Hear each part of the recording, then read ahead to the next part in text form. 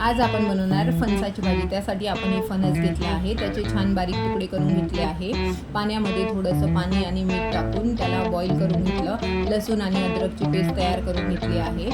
तेल गरम करून त्याच्यामध्ये लसूण अद्रकची पेस्ट टाकून त्याच्यामध्ये फणसाचे तुकडे टाकून द्यायचे आहे आणि चांगला ब्राऊन होण्यापर्यंत परतून घ्यायचा आहे। आणि फणस परतून झाल्यानंतर त्याच्यामध्ये थोडासा भाजलेला कांदा आणि लसूण कुटून घ्यायचा आहे आणि त्याची पेस्ट तयार करून घ्यायची आहे। त्याच्यामध्ये आपल्याला थोडासा काळा मसाला, काळा खोबरा, टमाटे आणि कांदे हे साहित्य हवे। तेल गरम करून घ्यायचं आहे, त्याच्यामध्ये धने आणि जिरे टाकून द्यायचे, कांदा टाकून द्यायचा आणि त्याला छान परतून घ्यायचं। त्याच्यामध्ये कांदा आणि लसणाची पेस्ट टाकून द्यायची आणि नंतर त्याच्यामध्ये छान टमाटे टाकून द्यायचे आहे आणि चांगली ग्रेव्ही तयार करून घ्यायची आहे।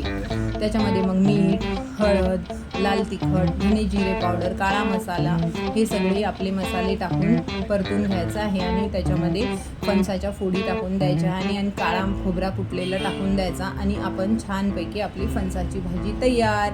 मटणापेक्षाही भारी लागते ही भाजी।